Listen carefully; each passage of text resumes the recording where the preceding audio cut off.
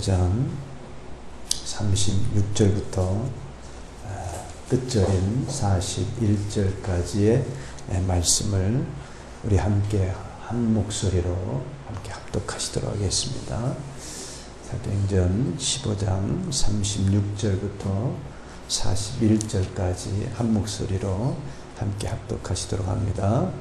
며칠 후에 바울이 바나바더로 말하되 우리가 주의 말씀을 전한 각 성으로 다시 가서 형제들이 어떠한가 방문하자 하고, 바나바는 마가라 하는 요한도 데리고 가고자 하나 바울은 밤빌리아에서 자기들을 떠나 함께 일하러 가지 아니한 자를 데리고 가는 것이 옳지 않다 하여 서로 심히 다투어 피차 갈라서니, 바나바는 마가를 데리고 배 타고 구브로로 가고 바울은 실라를 택한 후에 형제들에게 주의 은혜에 부탁함을 받고 떠나 수리아와 길리기아로 다니며 교회들을 견고하게 하니라.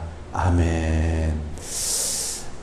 말씀을 함께 나누기 전에 우리 성도님들 간에 함께 교제 나누는 시간 갖도록 합니다. 좌우 앞뒤로 살펴보시면서 예수 이름으로 사랑합니다, 축복합니다 함께 교제 나누도록 합니다. 예수 이름으로 사랑합니다, 축복합니다. 한 번 더 하시죠. 예수 이름으로 사랑합니다, 축복합니다.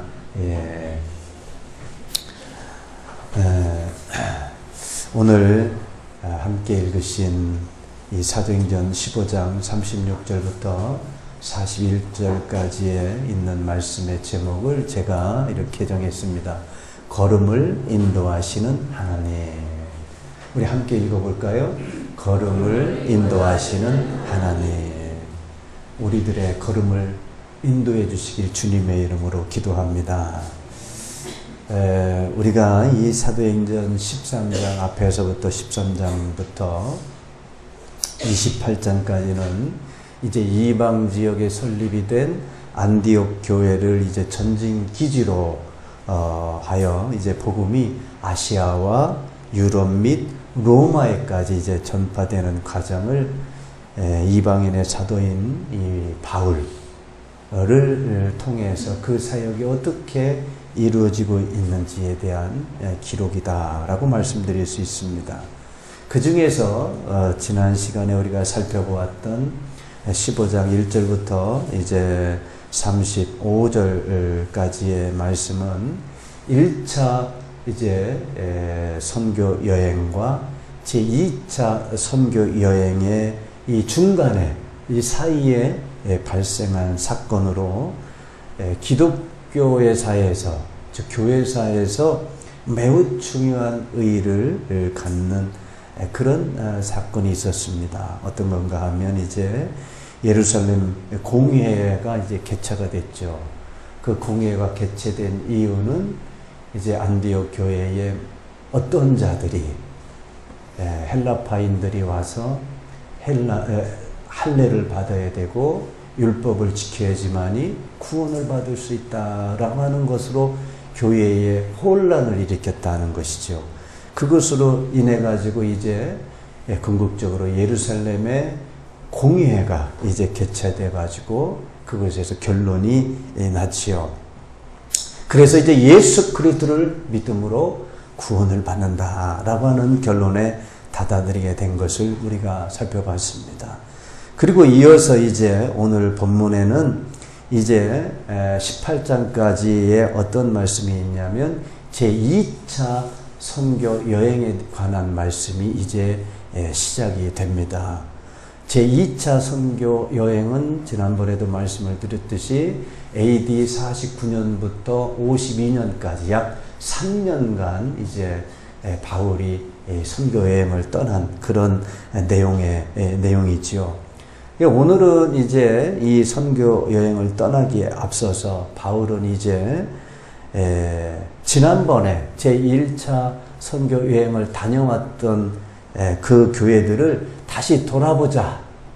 이렇게 이제 바나바에게 제의하는 것으로 시작이 됩니다. 제2차 선교 여행이 이렇게 바나바에게 지난번에 우리 1차 선교여행 다녀온 교회들을 한번 다시 돌아보도록 하자라고 하는 제의로 시작이 됩니다. 사실 이제 안디옥 교회는 어느 정도 안정이 되고 자립할 수 있는 교회로 성장이 되었습니다. 반면에 다른 지역에 세워진 교회들은 아직도 연약해가지고 항상 영적으로 혼란에 빠질 수 있는 그런 위험한 상태에 놓여 있었다라고 하는 겁니다. 믿음이 확실치 않았던 그 당시에 헬라파 사람들이 살고머니 교회에 와서 율법을 지켜야 돼, 할례를 받아야 돼. 그 당시에는 유대인들이 이거를 지키지 않으면 큰일 나는 거로 여겼던 것이었죠. 그러니까 이것을 강조하게 되면 믿음도 왔다 갔다 하는 이 성도들에게 혼란이 일어나고 영적으로 위험한 혼란에 이렇게 빠질 수 있는 그런 교회들이었다라고 하는 거죠. 그래서 바울은 이러한 교회들을 이렇게 돌아보고 그들을 믿음에 굳건히 세우고자 했던 것이었습니다. 그런데 문제가 생겼습니다. 어떤 문제냐면 바울과 바나바가 심히 다투는 사건이 발생이 됩니다. 그로 인해 가지고 이제 바나바는 마가 요한을 데리고 구브로로 떠나고 바울은 실라를 데리고 또 다른 지역으로 이제 떠난 거죠. 다시 말씀드려서 바울과 바나바가 이제 각각 다른 지역으로 사역을 떠나가야 되는, 사역을 이어가게 되는 그런 내용으로 오늘 본문이 시작됩니다. 오늘 본문이 저와 여러분에게 주시는 영적 교훈이 무엇인지를 함께 살펴보고 은혜의 시간을 갖고자 합니다. 먼저 첫 번째는 사람이 자기의 계획을 세울지라도 그의 걸음을 인도하시는 분은 하나님이시다라고 하는 겁니다. 사람이 자기 계획을 세울지라도 그의 걸음을 인도하시는 분은 하나님이시다 하는 겁니다. 오늘 본문 우리 36절을 함께 한 번 더 읽어보시도록 합니다. 며칠 후에 바울이 바나바더러 말하되 우리가 주의 말씀을 전한 각 성으로 다시 가서 형제들이 어떠한가 방문하자 하고, 제2차 선교 여행의 시작은 바울의 이제 머리에서 계획되었음을 말씀하고 있습니다. 바울이 머리에서 계획을 한 거죠.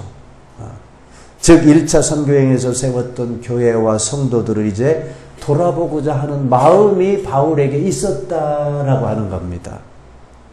그러나 하나님께서는 큰 뜻이, 다른 뜻이 있었어요. 바울의 마음과는 달리. 그것은 유럽을 향한, 아시아권이 아닌 유럽을 향한 선교에 대한 하나님의 뜻이 있으셨습니다. 천하의 사도 바울이라 할지라도 유럽을 향한 선교의 꿈은 감히 꾸지도 못했었다는 것이죠. 그러나 하나님께서는 아시아 선교를 하지 못하게, 그의 계획을 실행하지 못하도록 막으시고 이제 유럽을 향한 선교를 하도록 인도하셨습니다. 이제 그 말씀이 오늘 본문의 그 뒤쪽에 보시게 되면 16장이 나오죠. 그 16장에 보시게 되면 6절에 이렇게 되어 있습니다. 16장 6절을 그 뒤에 있는 16장 6절부터 10절까지의 말씀 우리 한번 같이 함께 읽어보시도록 합니다. 성령이 아시아에서 말씀을 전하지 못하게 하시거늘 그들이 부르기아와 갈라디아 땅으로 다녀가 무시 앞에 이르러 비두니아로 가고자 애쓰되 예수의 영이 허락하지 아니하시는지라. 무시아를 지나 드로아로 내려갔는데 밤에 환상이 바울에게 보이니 마게도냐 사람 하나가 서서 그에게 청하여 이르되 마게도냐로 건너와서 우리를 도우라 하거늘 바울이 그 환상을 보았을 때 우리가 곧 마게도냐로 떠나기를 힘쓰니 이는 하나님이 저 사람들에게 복음을 전하라고 우리를 부르신 줄로 인정함이로라. 아멘. 우리 지도를 한번 여러분들에게 살펴보도록 합니다. 여기 지도에 보시게 되면 우리가 지금의 요 땅이 이 터키 땅이 됩니다. 이곳이 터키 땅이고요. 여기가 바로 이제 그리스, 지금의 그리스고 저쪽이 이탈리아가 되죠. 그래서 지금 이 터키 땅에 보시게 되면 이 바울이 어디로 갔다, 오늘 본문의 이 41절에 보면 수리아와 길리기아로 갔다 이렇게 되어 있는데, 그 지역이 바로 이 수리아와 이 길리기아 요 땅에 해당이 됩니다. 자, 그래서 이제 우리가 본문을 벗어나서 16장 6절부터 10절까지 읽었는데, 바울이 이제 이 길리기아와 부르기아 여기를 거쳐서 여기를 거쳐가지고 이제 무시아라는 곳으로 가서 이제 바울과 이제 실라가 어디로 가고자 하냐면 이 비두기아라고 하는 비두니아라고 하는 곳으로 가려고 애썼다라고 성경은 기록되어 있죠. 여기를 거쳐서 무시아에서 비두니아로 가려고 애썼다는 거예요. 그런데 성경에 보면 예수의 영이 그러지 못하도록끔 막았다. 네. 오늘 7절에 보면 무시아 앞에 이르러 비두니아로 가고자 애썼는데 예수의 영이 허락하지 않았어요.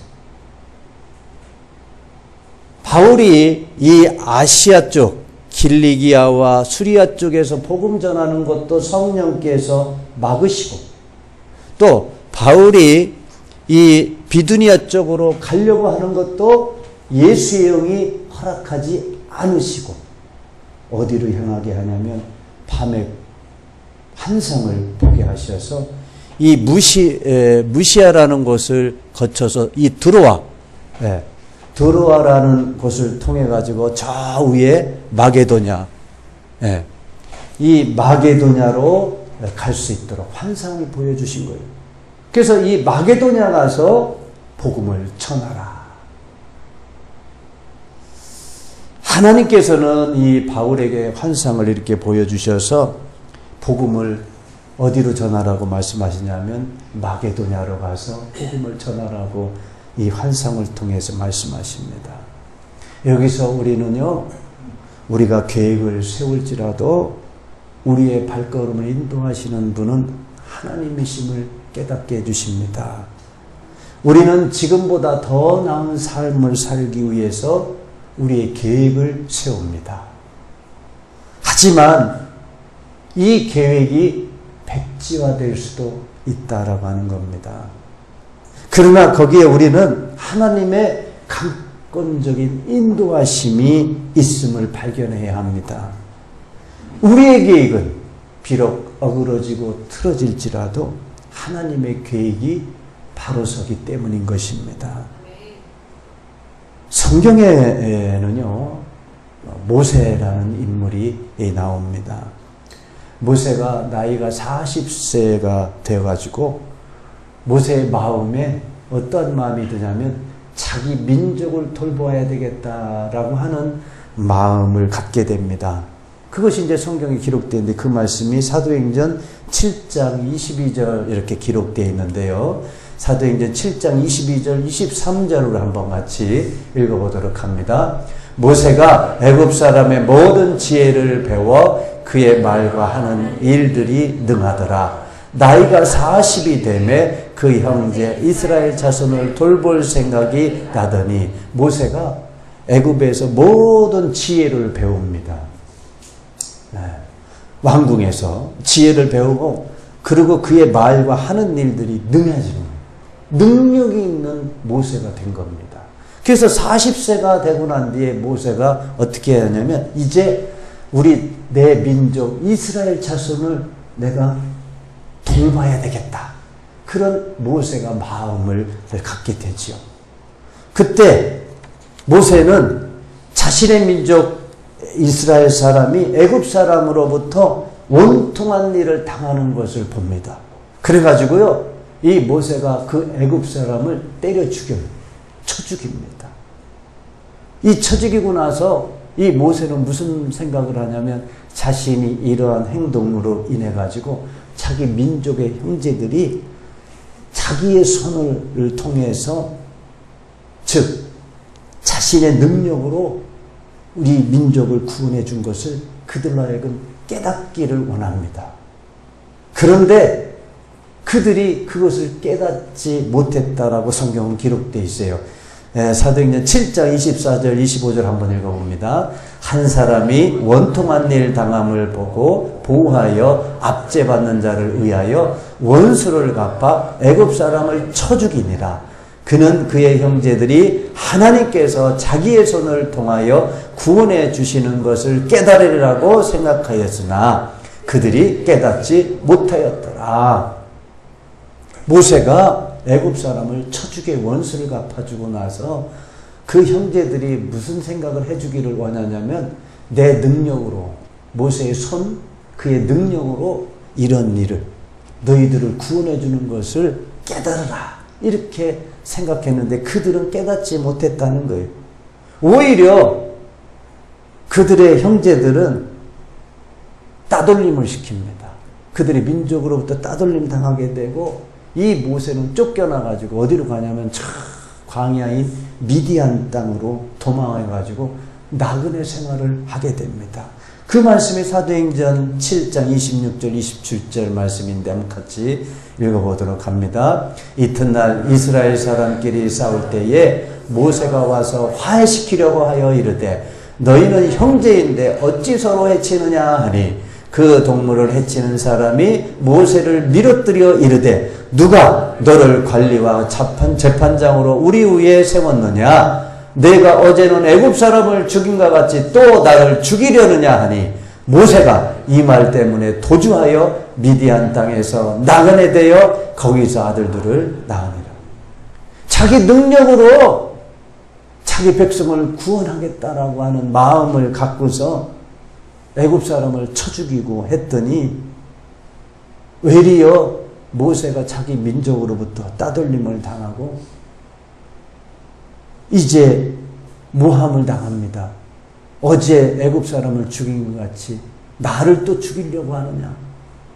그래가지고 이 모세는 이 말 때문에 도주를 합니다. 도망을 해가지고 미디안 땅에 가서 나그네 삶을 사는 거예요.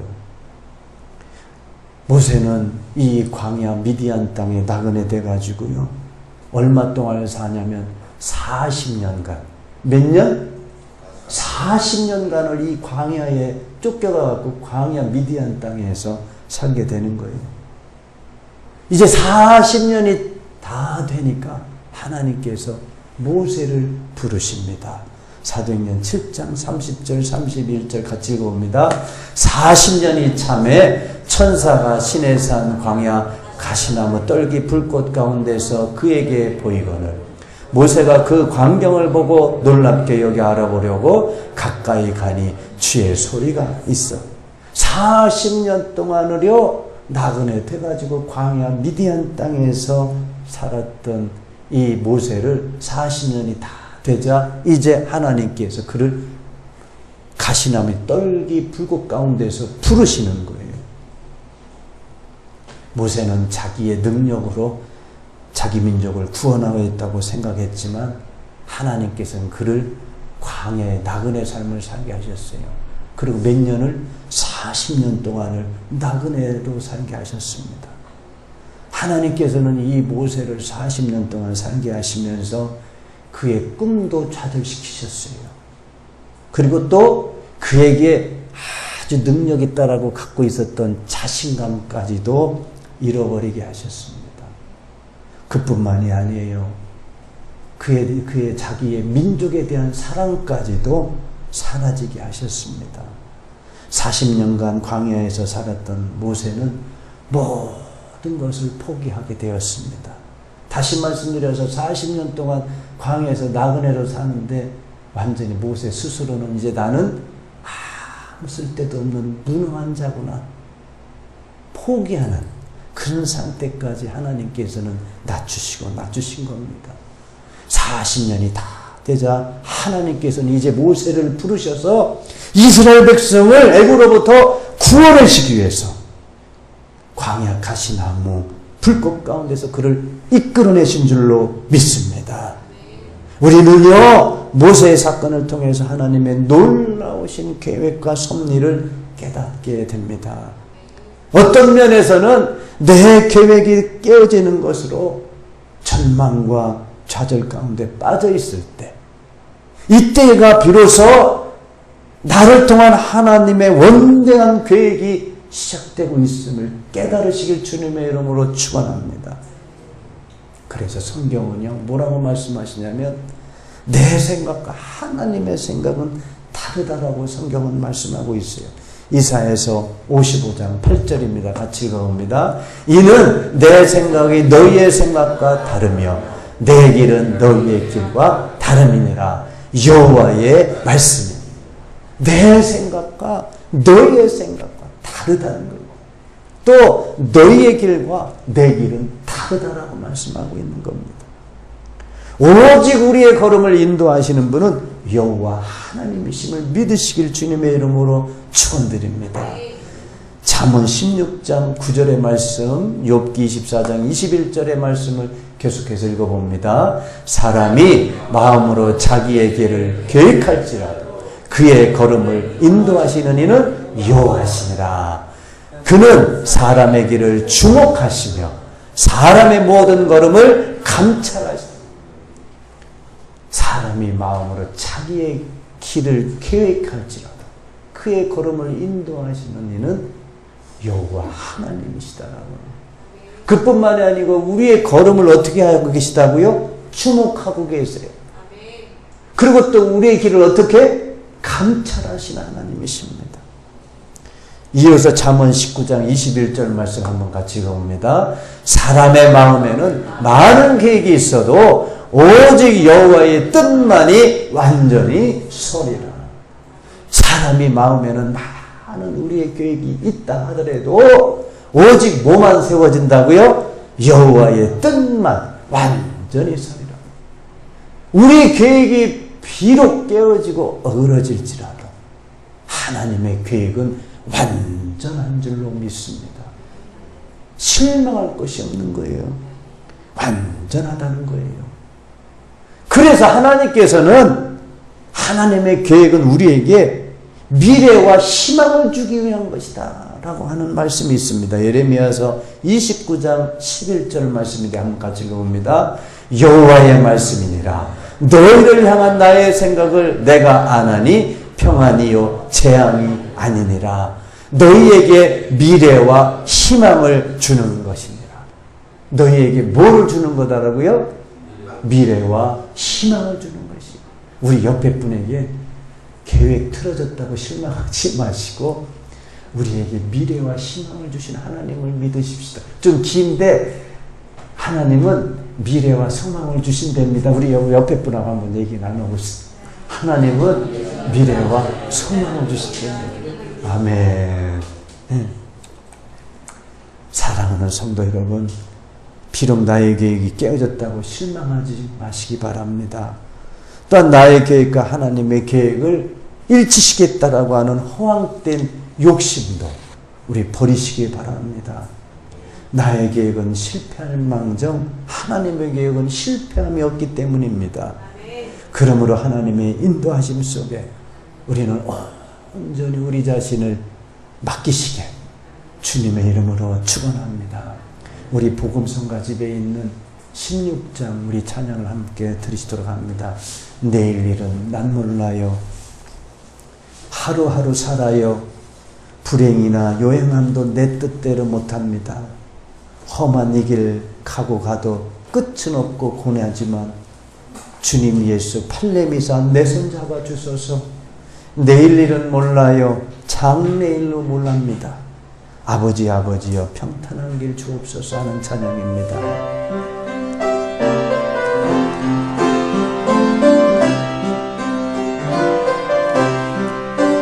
내일 일은 난 몰라요. 하루하루 살아요. 불행해나 요행함도 내 뜻대로 못. 아멘 아멘. 험한 이 길 가고 끝은 없고 고네요. 끝은 없고 주님 예수 팔렘이사 주님 예수 팔렘 내 손 잡아 주소서 내 손 잡아 주 내일 일은 난 몰라요 내일 일은 난 몰라 장래일도 몰라요 내일도 몰라요 아버지여 평탄한 길 주옵소서 평탄한 길 주옵소서 좁은 이 길 진리의 길 좁은 이 진리의 길 주님 가신 그의 길 주님 가신 그 힘이 들고 어려워도 힘이 들고 어려 찬송하며 갑니다 찬송하며 갑니다 성령이여 금성을 이어 그 음성 항상 들려줍소서 항상 들려줍소서 내 마음은 초겠어요 내 마음은 좀 변치 말게 하소서 변치 말게 아멘 아멘 내일은 난 몰라요 내일은 난 장래일도 몰라요 장래일도 몰라요 아버지 주신 소명 이루소서 소명 이루소서 만왕의 왕 예수께서 만왕의 왕 예수께서 이 세상에 오셔서 이 세상에 만 백성을 구속하사 백성을 구속 참고주가 되셨네 전하네 순교자의 본을 받아 순교자의 본을 나의 믿음 지키고 나의 믿음 순교자의 신앙 따라 이 복음을 전하세 이 복음 아멘 아멘 불과 같은 성령이여 같은 성 내 맘에 항상 계셔 맘에 항상 천국 가는 그날까지 못 가는 그날까지 주여 지켜주옵소서 내일 일은 우린 모릅니다.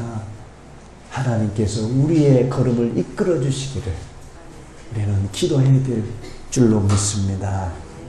두 번째 본문을 통해서 우리에게 깨닫게 해주시는 영적 교훈은요, 우리는 다 허물 많은 존재임을 인정해야 합니다. 오늘 본문의 37절 38절 우리 한번 같이 읽어봅니다.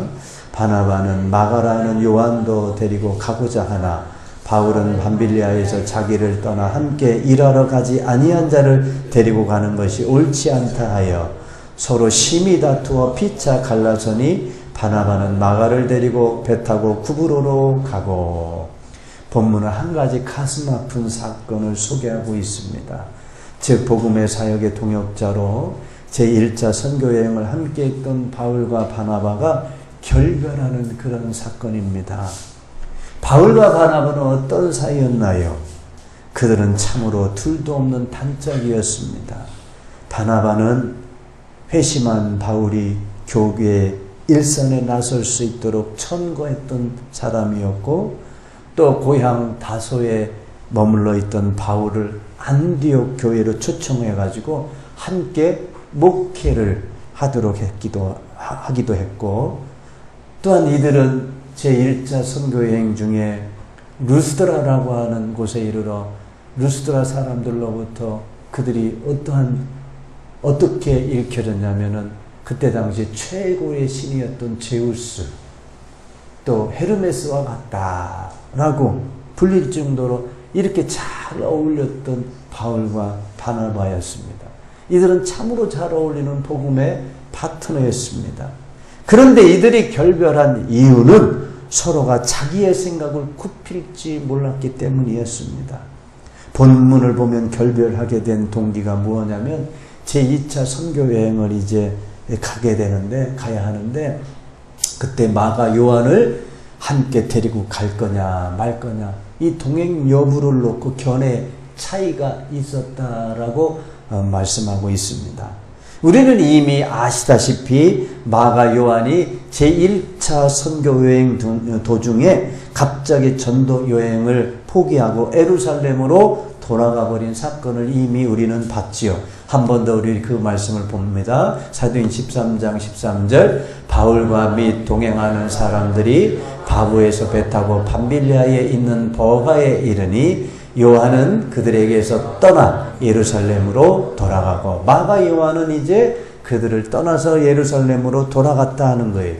이 마가 요한이 왜 도중에 떠나갔는지는 그 이유는 정확히 알 수 없습니다.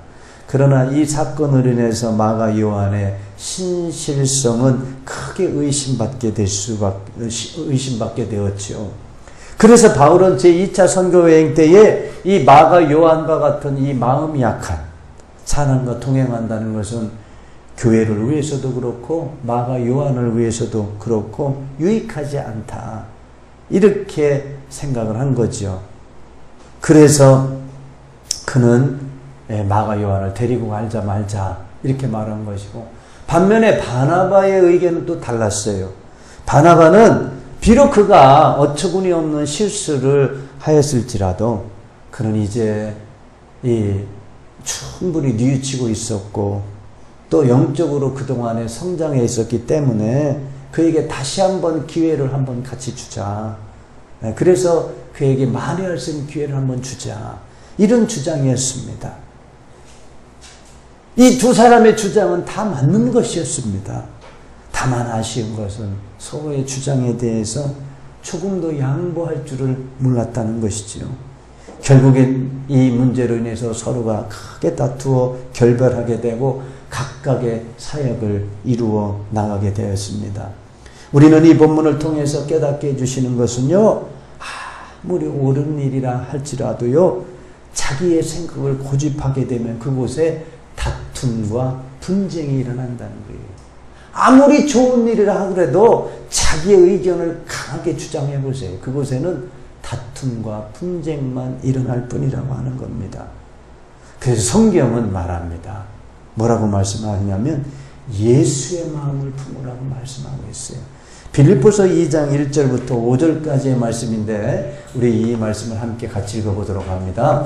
그러므로 그리스도 안에 무슨 권면이나 사랑에 무슨 위로나 성령에 무슨 교제나 긍휼이나 자비가 있거든 마음을 같이하여 같은 사랑을 가지고 뜻을 합하여 한 마음을 품어 아무 일이든지 다툼이나 허용으로 하지 말고 오직 겸손한 마음으로 각각 자기보다 남을 낮게 여겨. 그리스도 안에 무슨 권면, 사랑의 무슨 위로, 성령의 무슨 교제, 긍휼, 자비 이런 것들이 우리 가운데 있다 할지라도 어떻게 한다? 마음을 같이 해야 된다. 마음을 같이. 또 같은 사랑을 가져야 된다. 뜻을 합하고 한 마음을 품어야 한다. 이건 뭐예요? 오직 겸손한 마음. 오직 겸손한 마음으로 자기보다 남을 낮게 여기라고 하는 겁니다. 이게 겸손한 마음입니다.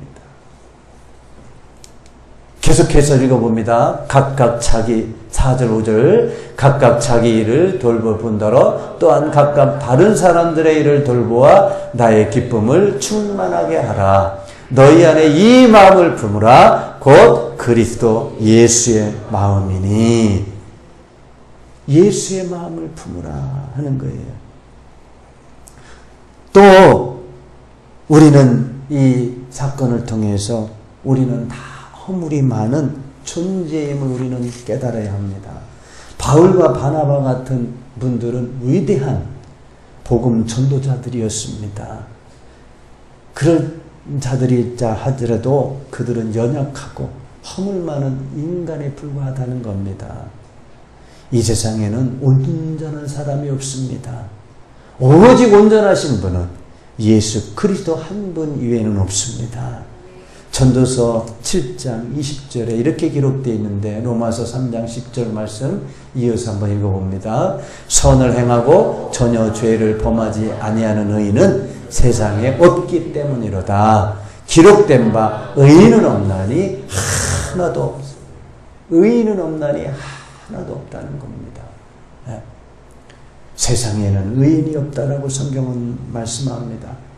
그러므로 성경은 뭐라고 우리에게 권면해 주고 있냐면 사람을 바라보지 마라. 누구만 바라보자? 예수만 바라봐라.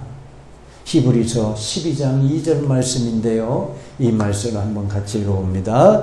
믿음의 주여 또 온전케 하시는 이인 예수를 바라보자. 그는 그 앞에 있는 기쁨을 위하여 십자가를 참으사 부끄러움을 개의치 아니하시더니 하나님 보좌 우편에 앉으셨느니라. 믿음의 주여 또 온전케 하시는 예수를 바라보자. 우리는 예수를 바라봐야 됩니다. 그분이 어떤 분이었냐면 십자가에 달리시고 십자가의 고통을 참으시고 부끄러움까지도 개의치 아니하신 분이십니다. 우리 성도들 간에 이 부끄러움도 개의치 마시기를. 우리 옆에 분에게 우리 서로 부끄러움을 개의치 마시고 겸손한 마음을 가지십시다. 우리 옆에 분에게 겸손한 마음을 가지십시다. 기원하십시다. 예수의 마음을 가지십시다. 예. 우리는 이 성경에서 보면은요, 이 두 사람이 이 사건으로 인해 가지고 나중에 화해를 했다거나 하는 특별한 기록은 없습니다.